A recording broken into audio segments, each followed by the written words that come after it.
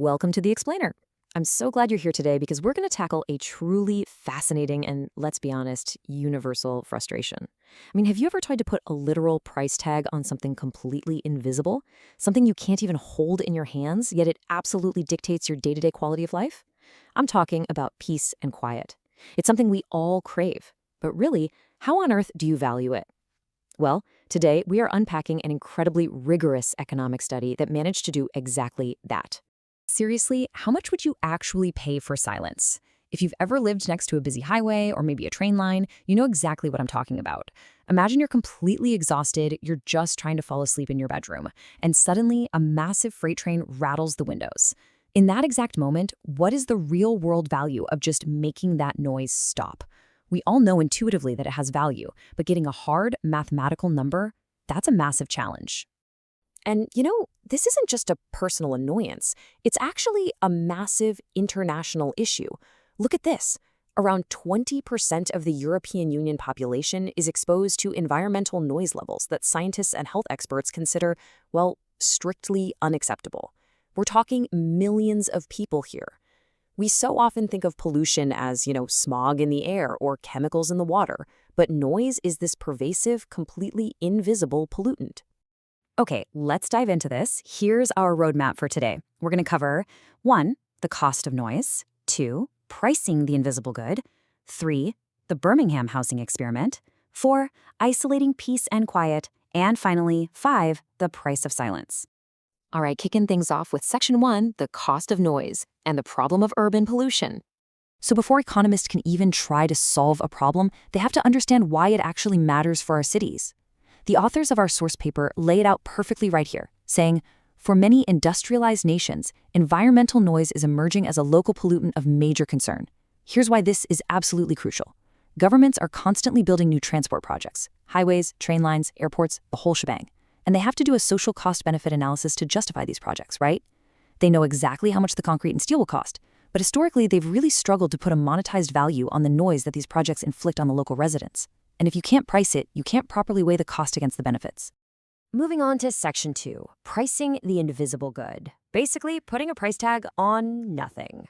So how exactly do researchers calculate demand for something you can't just grab off a shelf in a grocery store?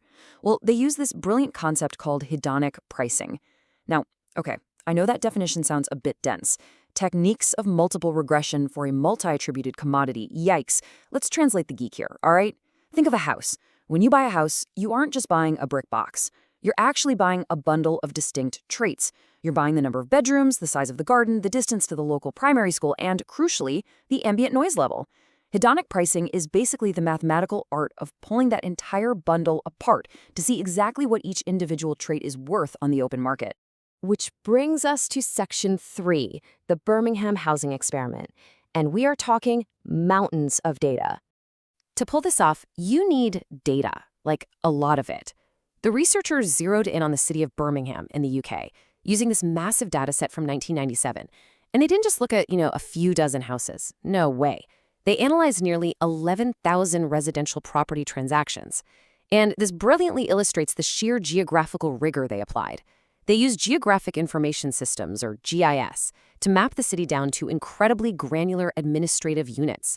They broke the map down from these large wards into tiny enumeration districts, which represent neighborhoods of roughly just 191 households. But they didn't just stop at drawing borders. They mapped out all these hidden traits of the neighborhoods, like, for instance, primary school accessibility and quality. Because researchers know parents will absolutely pay a premium to be near a good school, right?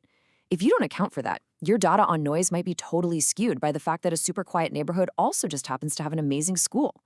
So they meticulously mapped these hidden amenities, grouping similar neighborhoods and households together. Next up, Section 4, isolating peace and quiet. It's time to eliminate the suspects. So to find the true price of noise, the researchers essentially had to play a giant game of elimination. And what's really fascinating here is just how exhaustive they were with the variables they isolated. Before they could even peek at the noise data, they had to mathematically filter out the property's floor area, the size of the garden, the number of toilets, whether it had a garage, the wealth of the neighborhood, and yes, even proximity to landfills. They had to be absolutely sure that when they finally looked at the price difference between two homes, the literally only remaining difference between them was the level of noise. All right, let's actually look at the noise itself and see how this all comes together. The researchers looked at road, rail, and aircraft noise.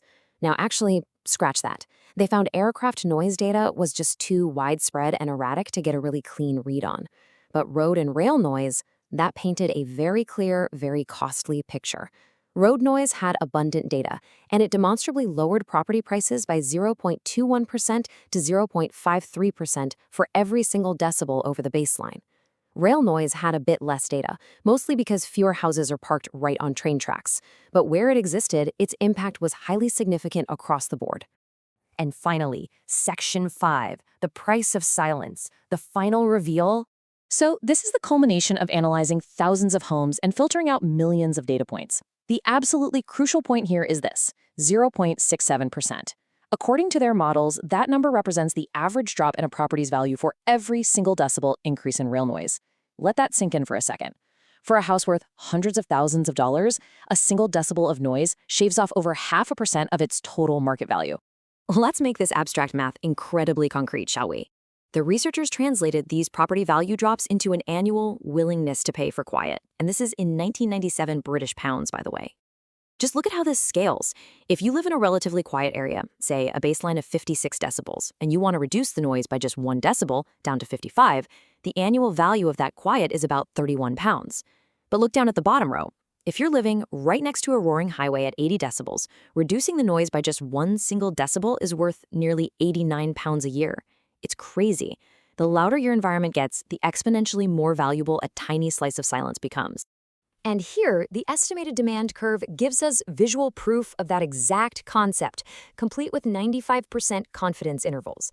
So, this isn't just some arbitrary guess. This curve fully validates all those complex econometrics we've just unpacked. It proves that peace and quiet behaves exactly like any other highly sought-after commodity on the open market. People will pay a premium for it, and as it gets scarcer, they will pay significantly more. Which leaves us with this final thought. When you step outside your front door today, just listen. Listen to the traffic, the trains, that ambient hum of your city. Knowing what you know now about how meticulously economists can literally price the invisible, ask yourself, what is the hidden price of your own neighborhood soundtrack? And more importantly, what is your peace and quiet truly worth to you? Thanks so much for joining me on The Explainer, and as always, keep asking the big questions.